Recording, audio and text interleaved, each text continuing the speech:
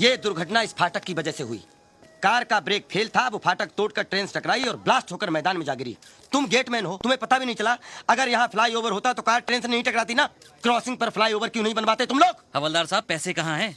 Railway घाटे में चल रही है। मैं भी ट्रेन में सफर करता हूँ। 2-2 महीने पहले टिकटों की बुकिंग हो जाती है। 40 सीट के डिब्बे में 240 पैसेंजर भेड़ बकरी की तरह भरे जाते हैं और कह रहे हो घाटे में चल रही है। ये सब आप मुझसे क्यों कह रहे हो? सरकार को बताइए। कहाँ है सरकार? बुलाओ जी। मिसेस चोपड़ा, आप ये कह रही हैं कि एक्सटॉर्शन की भी कोई थ्रेट नहीं थी, लेकिन बिना दुश्मनी बिना कारण के तो कत्ल नहीं होता ना। इंस्पेक्टर साहब, उनकी किसी से कोई दुश्मनी नहीं थी। मेरे पति तो बहुत ही नेक और देवता जैसे इंसान थे।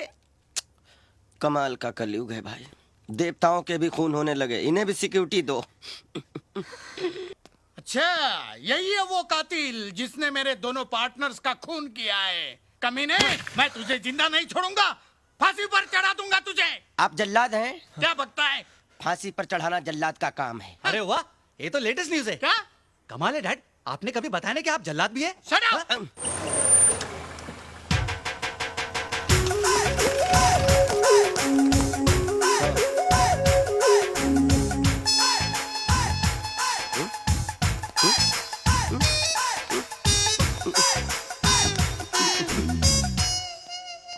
सरदार जी तो पूरा पटियाला लेकर आ गए।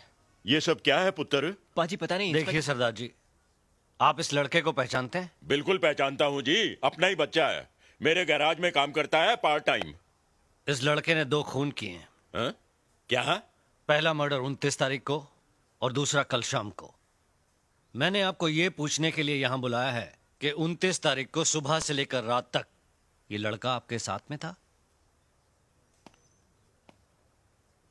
क्या सोच रहे हैं सरदार जी? मैं तो ये सोच रहा हूँ कि सरकार ने आप में कौन सी काबिलियत देखकर आपको ये वर्दी दी है। सरदार जी, आप जरा इस बच्चे को गौर से देखिए। क्या आपको लगता है कि इसने कोई मर्डर किया होगा? सरदार जी, आप मुझे सीधे सीधे ये बताइए कि 29 तारीख को ये लड़का कहाँ था? मेरे काम पर। मैंने इसे अपने एक ग्राहक सिंघानिया साहब की गाड़ी ठीक करने के लिए टोइंग वैन दे के भेजा हुआ था। उस वक्त इसकी कार कहाँ थी? अरे भाई, जब ये टोइंग वैन लेकर गया था तो इसकी अपनी गाड़ी तो गैराज में ही होगी ना। और सर, जो आपने कल शाम के मर्डर की बात कही है, तो कल शाम को 7 बजे से लेकर 1 बजे तक तो हम सब राज के साथ ही थे, क्लब 24/7 में। साथ में थे। और सर, हम क्लब के मैनेजर को भी अपने साथ लाएं। अगर आप चाहें तो आप उनसे भी पूछ सकते हैं। यस सर, कल शाम से रात तक ये मेरे ही क्लब में था। अब आप कैसे कह सकते हैं कि दोनों खून राज नहीं किए हैं? साहब, मधुमक्खियों के छत्ते में हाथ मत दीजिए, मुझे तो बहुत डर लग रहा है। अपने पास जितने सबूत नहीं है उससे ज्यादा तो इसके पास गवाह है। शराब। इंस्पेक्टर साहब, आपका हुक्म हो तो हम इसे ले जाएं।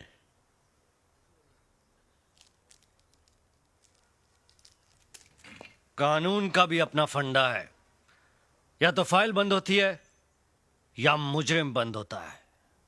लेकिन ये केस अभी दोनों तरफ से ओपन है। शेट्टी, स्टेटमेंट लिखो इन सब का और फिलहाल इसको जाने दो। लाइन में बाहर जाना। ये क्या है इंस्पेक्टर? किसी का भी खून कर देता है, किसी को भी मार देता है वो। किसी को नहीं मिस्टर डिकोस्टा, वो सिर्फ उन लोगों को मार रहा है जिनका फंडा आपके साथ जुड़ा हुआ है। मिस्टर सक्सेना, मिस्टर चोपड़ा दोनों आपके पार्टनर थे और इन्वेस्टिगेशन से ये पता चला है कि इंस्पेक्टर संजय शर्मा का भी आपके साथ पुराना कनेक्शन था। ये तो लेटेस्ट न्यूज़ है। इसका मतलब चौथा नंबर डैड का है। Shut up! क्या बकवास करता है? मिस्टर डिकोस्टा, ये ठीक कह रहा है। जिस तरह से आपके साथियों के मर्डर हो रहे हैं उससे लगता है कि हिट लिस्ट में आपका नाम भी हो सकता है। इसलिए मैं तो ये कहूंगा कि आप पुलिस प्रोटेक्शन ले लें। हाँ, ले लीजिए डिकोस्टा साहब, वरना बेमौत मारे जाएंगे। अरे वो कार से कुचलकर पहले हड्डियां तोड़ता है और बुढ़ापे में हड्डियां जुड़ती भी नहीं। अरे ऐसी मौत मारता है कि देखने वाले की रूह कांप जाती है। नहीं नहीं इंस्पेक्टर साहब, आप मेरे डैड को बचा लीजिए प्लीज। इनके सिवा मेरा कोई भी नहीं है। डैड, आप मेरे को छोड़ के मत जाना, मैं अनाथ हो जाऊंगा। Dad please, I will be N orphan child. Shut up! अभी मैं जिंदा हूं ना। अब मुझे प्रोटेक्शन देने के बजाय उस कातिल को अरेस्ट क्यों नहीं करते? यही तो फंडा है। मेरे पास राज के कातिल होने का कोई सबूत नहीं है। मैं सिवाय प्रोटेक्शन देने के और कुछ नहीं कर सकता। जब भी आपको पुलिस की जरूरत हो मुझे फोन कीजिए। घर में रहना, खुले में घूमना नहीं। क्या मैं इंस्पेक्टर खुराना से बात कर सकता हूं?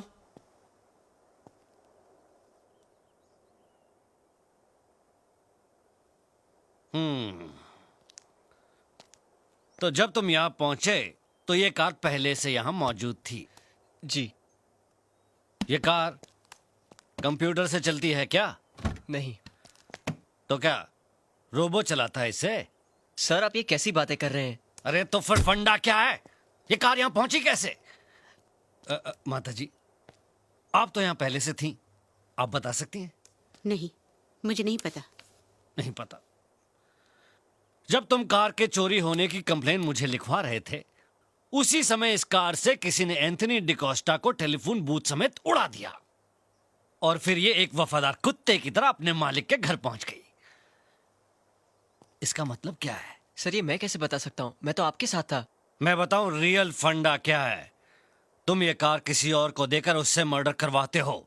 ये आप कैसे कह सकते हैं, जबकि आपके पास मेरे पोते के खिलाफ कोई सबूत ही नहीं है? और अगर कोई बोल दे कि इस कार ने वो एक्सीडेंट किया है तो आप मान लेंगे?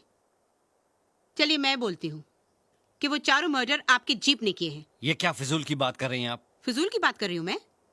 आपका कहना है कि इस कार ने टेलीफोन बूथ उड़ाया है, तो देखिए कहीं एक स्क्रैच, एक खरोच नजर आता है आपको? जबकि एक ट्रक भी टेलीफोन बूथ उड़ाएगा तो उस ट्रक के भी अंजर पंजर ढीले हो जाएंगे। इतने बड़े ऑफिसर हैं आप, आपका दिमाग इतना भी नहीं चलता? कब से फंडा फंडा किए जा रहे?